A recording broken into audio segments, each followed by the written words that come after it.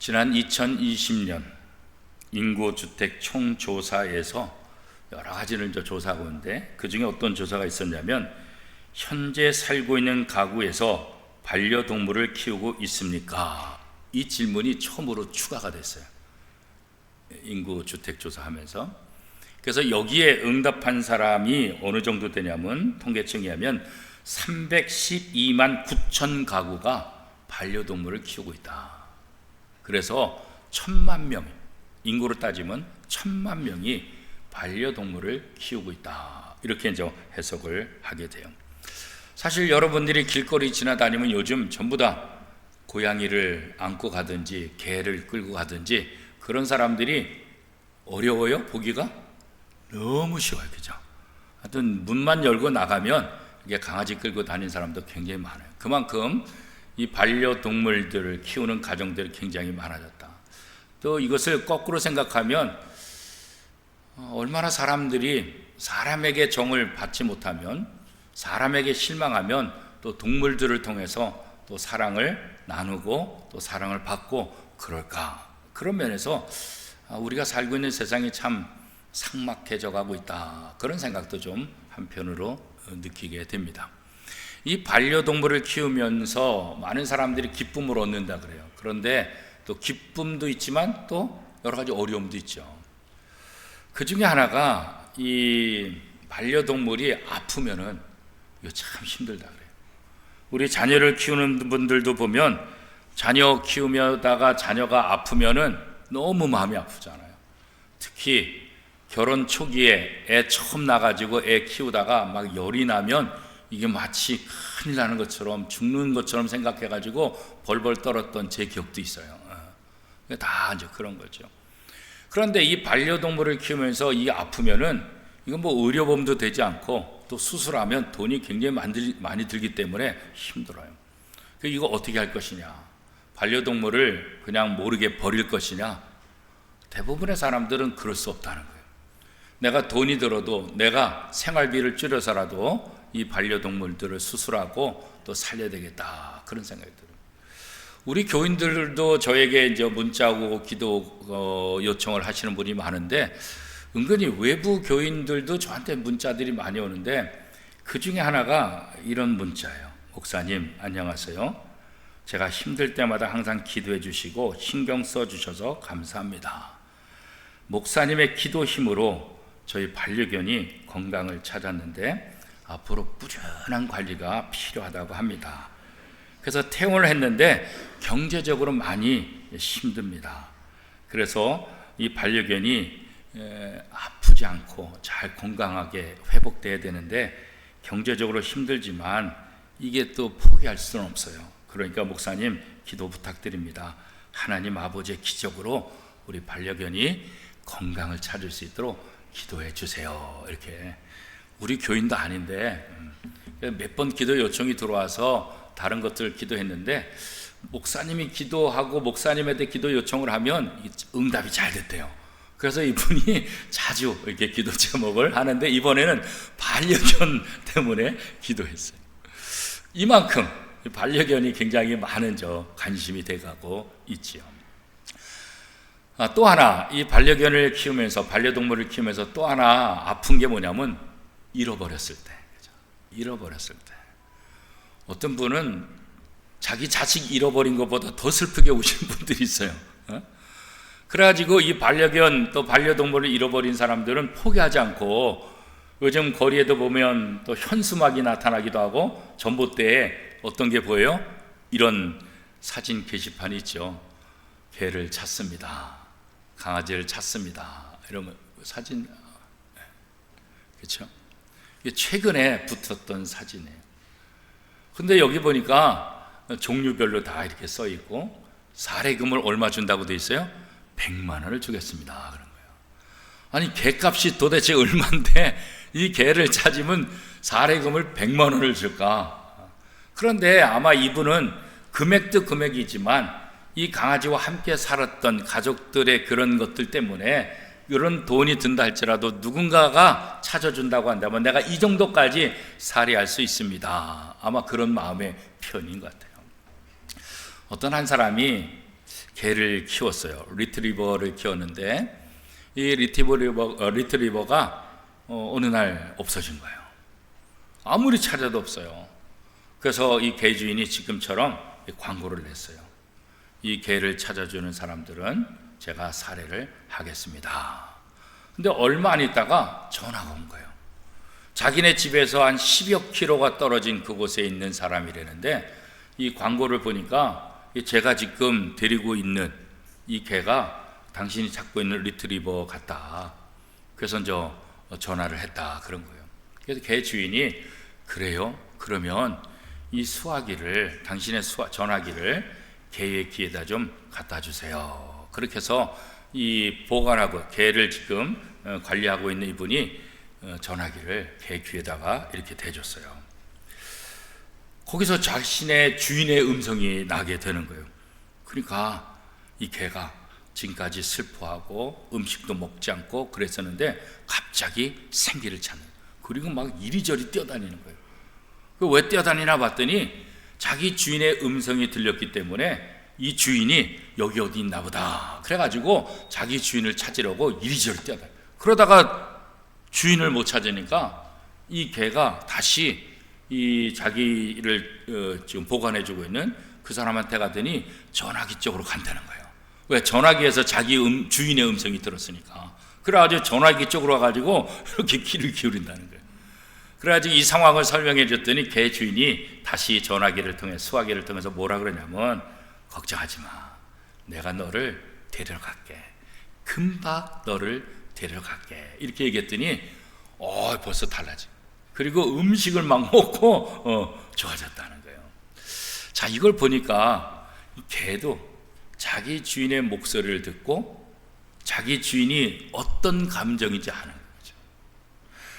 성경에도 보면 이 주인의 음성을 잘 듣고 주인과의 좋은 관계를 누리는 동물을 소개하고 있는데 그게 바로 양이에요. 오늘 본문 요한복음 10장 3절 말씀 우리 같이 한번 읽겠습니다. 이는 양의 목자라. 문지기는 그를 위하여 문을 열고 양은 그의 음성을 듣나니. 그러니까 여러 동물이 있는데 그 동물 중에서도 자기 주인의 음성에 귀를 기울이고 그 목소리를 안다는 거예요. 여기서 듣는다 이 말은 뭐냐면 단순히 자기 주인의 목소리를 듣는 것이 아니라 주인의 감정과 함께 교감하고 있다는 거예요. 그래서 리트리버도 내가 곧 너를 찾아갈게. 내가 너를 데리러 갈게. 그러니까 이 주인이 자기에 대해서 어떤 생각을 갖고 있는지, 이 주인의 마음, 이 주인의 감정을 이 강아지도 목소리를 통해서 듣게 된다는 거죠. 그래서 여기 양이 자기 주인의 음성을 듣는다 이 말은 단순히 듣는 것 이 정도에서 끝나는 것이 아니라 자기 주인과 목소리를 통해서 교감한다. 이 정도까지 우리가 이해할 수 있을 것이다. 이렇게 이제 성서학자들은 이렇게 표현을 하고 있더라고요. 하나님은 우리에게 말씀하시기를 원하세요. 그리고 우리가 하나님 말씀 듣기를 정말 원하세요. 단순히 하나님의 음성, 하나님의 문자로만 듣는 것이 아니라 그 말씀 속에 담겨져 있는 하나님의 의지, 하나님의 감정, 하나님의 생각, 이것까지 다 알기를 원해요. 우리가 글을 쓰는 사람들은 이 문맥간에 숨겨져 있는 그 의미를 찾아야 된다, 그런 얘기를 많이 하잖아요. 특별히 시가 그렇죠. 시는 함축적으로 쓰여 있기 때문에 이 함축적인 요 단어를 통해서 이 시인이 어떤 것을 이야기하고자 하는가, 그거 찾아내는 것이 굉장히 의미가 있는 거잖아요. 그렇죠? 그래서 우리가 하나님의 음성을 들을 때도 마찬가지예요. 성경을 읽을 때나 설교를 들을 때나 또 하나님의 말씀을 어떻게 하든지 배우고자 할 때 하나님은 그 모든 것들을 통해서 하나님 자신의 의지를 우리들에게 드러내시기를 원한다는 거예요. 그러니까 하나님의 백성이라고 한다면 하나님의 말씀을 단순히 듣는 것이 아니라 하나님과 교감할 수 있는 그 정도 수준까지 가야 된다는 거죠. 그래야만 하나님의 뜻, 하나님의 의지, 하나님의 생각을 파악하고 우리의 삶을 통해서 하나님께 기쁨이 되는 삶을 살 수가 있다, 그런 거죠. 아니, 강아지들도 자기 주인이 무엇을 좋아하는지 알잖아요. 그 꼬리치는 그런 모습들, 좋아하는 그런 모습들, 그렇잖아요. 그러면 우리가 하나님의 음성을 잘 듣기 위해서 우리에게 어떤 것들이 필요할까? 어떤 준비가 필요할까? 이사야 30장 21절 말씀에 이렇게 말씀하고 있어요. 너희가 우편으로 치우치든지 좌편으로 치우치든지 내 뒤에서 말소리가 내 귀에 들려 이르기를 이것이 정로니 너희는 이리로 행하라 할 것이며. 그러니까 좌로나 우로나 치우치지 않고 내게 소리가 들려올 때 그것이 정로다, 이거 바른 길이다, 이 길이 너의 갈 길이다, 그러면 거기에 따라서 순종해서 그 길을 가라. 이것이 하나님의 백성이다 라고 이사야 선지자를 통해서 말씀하고 있는 거죠. 그러니까 우리가 하나님의 음성을 잘 듣는 비결은 뭐냐? 다른 것 없어요. 온 신경을 집중해서 주파수를 하나님께 맞추는 거예요. 하나님께 관심을 갖고 하나님께 집중하는 거예요. 그죠? 오늘도 이 설교 시간에, 예배 중에서도 설교 시간인데 이 설교에 집중하고 이 설교에 관심을 갖고 이 설교에 귀를 쫑긋 기울인다고 한다면 오늘 이 말씀을 통해서 하나님께서 내게 주시고자 하는 그 의미가 무엇일까? 그것을 찾을 수 있을 거예요. 그죠? 그런데 관심이 없고 집중하지 않으면 무슨 소리 하는지, 설교가 다 끝나고 예배가 다 끝났는데도 무슨 설교를 했는지 알 수가 없을 거예요. 성도님들이 설교를 잘 듣는 것 같은데 설교를 자기 생각대로 듣는 경우도 종이 있더라고요. 어떻게 알았냐? 제가 과거 예전 교회에서 제자 훈련을 하면서 지금이야 이렇게 유튜브 방송을 통해서 반복해서 다 들을 수 있었지만 예전에는 그렇지 못할 때가 있으니까 제자 훈련할 때 숙제 중에 하나가 뭐냐면 설교를 요약해서 내는 거예요. 지난주일 설교를 요약해서 내는 거예요. 그래서 설교에 집중하게 하는 거예요. 그래서 제자 훈련이 시작이 되면 여기저기에서 볼펜을 들고 설교를 열심히 적는 분들이 있어요. 이게 다 제자 훈련죠. 하는 사람들이죠. 그런데 재미있는 일이 있는데 뭐냐면 그 지난주 설교 요약을 해가지고 제가 매주마다 이렇게 체크를 하는데 깜짝 놀래요. 왜 그러냐면 내가 그런 설교 한 적이 없는데 그 기록에는 있어요. 내 원고를 보면 그렇게 설교한 적이 없어요. 그런데 제자훈련 받는 분들이 지난주 설교 요약이라고 써온 거에 보면 내가 하지도 않은 말을 했다고 쓰는 경우가 있더라고요. 왜 이런 일이 날까? 그렇게 보니까 집중하지 않으니까. 그 다음에 또 중요한 문제는 뭐냐면 자기가 듣고 싶은 대로 듣기 때문에 그러는 거예요. 그러니까 하나님께서 뭘 말씀하시는가, 하나님께서 들려주시고자 하는 것이 무엇인가, 여기에 집중해야 되는데 내가 가려 듣는 거예요. 내가 원하는 것만 듣는 거예요. 그러니까 이 설교를 요약해서 숙제를 낼 때 이게 그런 차이들이 나타나게 되는 거죠. 그래서 우리가 하나님의 음성을 정말 듣기를 원한다고 한다면 다른 것 없다. 집중해야 된다. 그런 거 집중해. 예전에는 그 TV를 보려면 안테나를 밖에 다 달았잖아요. 안테나. 지금이야 뭐 안테나 없잖아요, 그죠? 지금은 뭐 여러 가지 인터넷을 통해서 들어오기도 하고 또 뭐 너무 좋잖아요. 근데 제 어렸을 때는 TV 있는 집도 많지도 않았지만 TV 있는 집은 전부 다 옥상에다가 안테나를 설치하고 그 안테나가 바람이 불고 비가 오고 그러면은 방향이 좀 틀어지면 이 TV가 안 나와요. 그래서 TV 틀었는데 안 나오면은 누군가 한 명은 올라가야 돼요. 저도 많이 올라갔어요, 옥상에. 옥상에 올라가서 안테나를 방향을 이렇게 적게 바꾸는 거예요. 나와! TV 나와! 그러면 아직 안 나와! 그러면 좀 방향 돌리고 나와! 아까 했을 때 나왔어. 지금 더 돌아갔어. 그러면 그러면서 목소리를 높이면서 방향을 맞춰서 TV를 보던 그런 때가 있었죠. 지금은 차량들이 다 좋아졌지만 옛날에는 차량에도 전부 다 안테나가 있었잖아요. 안테나 쫙 올라가고 그래야만 라디오 방송을 들었잖아요. 그러니까 좋은 TV가 있고 좋은 차가 있어도 이 주파수가 맞지 않으면 TV를 볼 수도 없고 라디오를 들을 수도 없는 거죠. 우리가 하나님의 음성이 계속해서 들린대. 방송국에서는 전파를 다 보내는 거잖아요. 그런데 내가 주파수를 잘못 잡으면, 제대로 집중하지 않으면 방송국에서는 다 보내주는데 내가 못 볼 수 있잖아요. 하나님은 말씀하세요. 성경을 통해서 말씀하시고 선자를 통해서 말씀하세요. 그런데 문제는 뭐예요?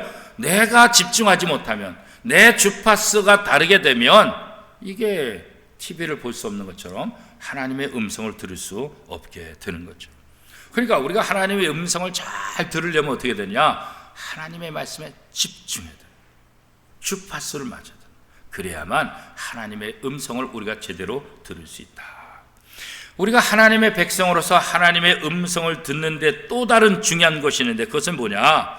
이 하나님의 음성이 들릴 때 그 음성을 듣고 내가 어떻게 반응해야 될지 이미 마음에 정해야 된다는 거예요. 어떤 마음을 정해야 돼요?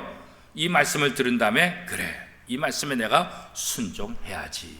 순종하겠다는 결단이 있어야 돼요. 말씀을 들어도 순종하겠다는 결단이 없으면 어떻게 돼요? 말씀을 들어도 아무런 의미가 없어요. 우리가 설교를 듣고 말씀을 들은다 할지라도 그 말씀이 내게 양약이 되고 그래, 내가 이 말씀대로 실천해야지, 내가 이 말씀을 내 삶 속에서 적용하고 순종해야지, 이런 결단이 없으면 하나님의 말씀을 아무리 들은들 무슨 의미가 있겠냐고요. 그죠?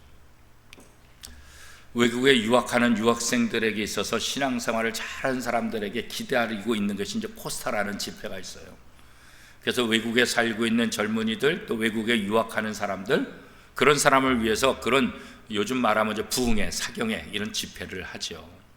한국에서 유명한 목사님들이 가고 또 뭐 전문직들이 가고 선교사님들이 가고, 그래서 3박 4일 동안 또 며칠 동안 이렇게 말씀 집회를 해요. 북경에서 그 코스타가 열렸는데 북경에서 그 코스타에 참석한 여학생이 어떤 선교사님의 간증을 듣게 됐어요. 그리고 그 선교사님의 간증의 은혜를 받고 그 간증 시간이 끝난 다음에 이 여학생이 선교사님한테 찾아가서 질문했어요. 선교사님, 어떻게 하면 제가 선교사님처럼 하나님의 말씀을 들으며 살 수 있을까요? 그러니까 아마 이 선교사님의 간증 속에서 자기가 늘 하나님의 말씀을 들었고 그 하나님의 말씀을 듣는 것이 무엇이고 또 그렇게 내가 삶을 살았다, 아마 이런 간증이 있었던 것 같아요. 그러니까 이 여학생이 저도 하나님의 말씀을 듣고 하나님의 말씀대로 살고 싶은데 어떻게 하면 하나님의 말씀을 들으며 사는 그런 신앙생활을 할 수 있을까요? 그런 거죠. 물론 프로그램이 계속 진행되고 있고 강의 시간에 하는 것이 아니라 강의가 끝난 다음에 질문이라 뭐 계속 길게 설명할 수도 없고 다음 프로그램들도 있으니까, 그래서 이 선교사님이 어떻게 하면 짧게 설명을 해줄 수 있을까 그렇게 생각하다가 하나님은 우리에게 언제나 말씀하시기를 좋아하세요. 성경에 보면 양은 목자의 음성을 듣고 목자는 양에게 말한다고 했어요. 그런데 우리가 하나님의 음성을 잘 들어야 되는데 문제는 하나님께로 향한 우리의 안테나가 잘못되면 하나님의 음성을 우리가 제대로 들을 수가 없어요. 우리가 하나님을 향해서 안테나를 바르게 잘 세우는 방법이 있는데 그것은 뭐냐면 하나님, 제게 말씀해 주세요. 제가 그 말씀을 듣고 순종하겠습니다. 이렇게 기도하는 것이 굉장히 중요하다. 이렇게 기도하는 것이 하나님의 말씀을 잘 듣는 데 있어서 안테나를 바로 세우는 것과 같습니다. 이렇게 이제 설명을 해줬다는 거죠. 그래요. 오늘 우리도 마찬가지예요. 우리가 하나님의 자녀다, 하나님의 은혜를 입었다, 신앙생활한다 그러면서도 하나님의 음성에 관심이 없다고 한다면, 하나님의 음성대로 살지 않겠다고 한다면 그게 뭐가 하나님의 자녀고 은혜 받은 사람이고 신앙생활 한다고 얘기할 수가 있겠어요. 하나님의 음성을 들을 때 어떤 자세로 듣느냐? 하나님, 한번 말씀해 보세요. 제가 들어보고 제 마음에 감동이 되면 제가 듣고 제 마음에 하고 안 맞으면 제가 그냥 넘어갈게요. 하나님, 제가 한번 들어볼 테니까 일단 한번 말씀해 보세요. 이런 생각을 갖고 하나님의 말씀을 듣는다고 한다면 은혜가 되지도 않을 뿐더러 그 말씀이 내게 와 부딪히지도 않고 그 말씀에 100% 순종하고자 하는 그런 마음도 생기지도 않을 거예요. 어렸을 때 어머니가, 아버지가 저한테 하신 말씀을 이해하지 못할 때가 있어요. 왜 이렇게 말씀하시지? 이게 전혀 맞지도 않는데? 그런데 제가 결혼해서 아이 아빠가 되고 나서 보니까 그때 엄마가, 아버지가 하신 말씀이 무슨 의미인지 그때 깨닫게 됩니다. 유치원 다닐 때, 초등학교 다닐 때, 중학교 다닐 때, 고등학교 다닐 때, 때로는 대학생이 되고 때로는 결혼 직전에 성인이 되어도 부모님이 내게 하시는 말씀이 도대체 와닿지 않는 거예요. 왜 그러냐면 그 부모의 마음을 알지 못하기 때문에, 우리가 어리기 때문에, 우리가 경험이 없어서 우리의 생각으로 판단하다 보니까 부모님이 하시는 말씀이 틀렸다고 생각하는, 와닿지도 않는 거예요. 제가 어렸을 때 많이 들었던 말 중에 이런 말이 있어요. 어른 말을 잘 들으면 자다가도 떡이 생긴다, 이런 말을. 그래서 저는 말을 가급적 잘 듣는 착한 학생이었어요. 제가 착하게 생겼잖아요, 그죠? 어른 말을 들으면 자다가도 떡이 생긴다. 이 말은 뭐겠어요? 어른들이 말씀하시는 것도 들으면 너가 실수가 줄어들 것이다. 어른 말을 잘 들으면 너에게 유익되는 일이 많을 것이다, 이런 의미죠. 그러니까 어렸을 때 경험도 미천하고 지식도 미천한 우리의 생각을 가지고 부모님이 말씀하신 것을 우리 마음대로 판단해가지고 부모님이 잘못됐어, 부모님이 나를 미워나 봐, 이렇게 판단할 때가 종종 있었잖아요. 마찬가지예요. 하나님은 창조주세요. 하나님은 이 세상의 모든 만물을 주관하시는 주인이세요. 그런데 우리가 하나님의 말씀을 뭔가 판단하겠다, 하나님의 말씀을 한번 들어보고 내가 한번 적당히 판단해서 옳으면은 듣고 그렇지 않으면 이거야말로 가장 어리석은 사람의 모습이에요. 그래서 성경은 뭐라고 말씀하고 있어요? 하나님의 말씀에는 아멘 할지어다 그랬다고요. 하나님의 말씀에 토달지 말아라. 하나님의 말씀에는 아니오가 아니라 하나님의 말씀에는 아멘 할지어다 그랬다고요. 이스라엘 백성들에게 선지자들이 말씀을 전하면서 뭐라고 했어요? 들으라 이스라엘아. 이스라엘, 하나님의 백성은 어떤 존재냐? 하나님의 음성을 듣는 존재라는 거예요. 물론 하나님께 기도를 통해서 말하는 존재이기도 하지만 근본적으로 이스라엘 백성들은 누구냐? 하나님의 음성을 듣는 존재다. 하나님의 음성을 듣고 그 말씀에 순종하는 삶을 살아가는 것, 이게 하나님의 백성의 가장 기본적인, 가장 하나님의 자녀로서의 합당한 그런 자세다, 이렇게 얘기할 수 있는 거죠. 그렇죠? 그래서 우리가 하나님의 말씀을 잘 듣는 비결은 다른 것 없어요. 하나님의 말씀에 집중하는 거예요. 그리고 하나님께 주파수를 고정하는 거예요. 우리가 전화 통화할 때 주변에 시끄러우면 어때요? 아유, 좀 조용히 하세요. 조용히. 내 전화하는데 안 들려요. 좀 조용히 하세요. 내 중요한 전화 받으려면 주변을 다 조용히 시키자. 아니면 내가 화장실로 가잖아요, 조용한 데로. 왜? 집중해서 듣기 위해서. 우리가 이 세상 살면서 하나님의 음성을 듣기 위해서 그래서 조용한 시간이 필요하다는 거예요. 사람들의 방해와 사람들의 소리와 세상의 소리가 아니라 하나님의 음성만 들을 수 있는 그 골방. 그래서 골방 기도라는 것을 우리가 하는 거예요. 이 골방 기도는 뭐예요? 진짜 골방에 가서 하는 기도이기도 하지만 이 골방 기도는 뭐예요? 모든 소음으로부터 차단시켜서 오직 하나님의 음성만 들을 수 있는 장소, 이게 바로 골방이라는 거예요. 우리가 이런 기도가 필요해요. 우리가 이런 신앙생활을 할 필요가 있는 거죠. 오늘 본문 요한복음 10장 3절 4절 말씀, 우리 한 목소리를 같이 한번 읽어보겠습니다. 문지기는 그를 위하여 문을 열고 양은 그의 음성을 듣나니 그가 자기 양의 이름을 각각 불러 인도하여 내느니라.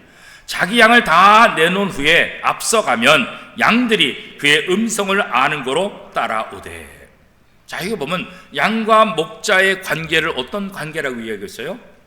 양은 목자의 음성을 듣는 이 관계라고. 목자는 양에게 말하고 양은 목자의 음성을 듣는. 그래서 이 목자의 음성을 듣고 목자를 따라가야 돼.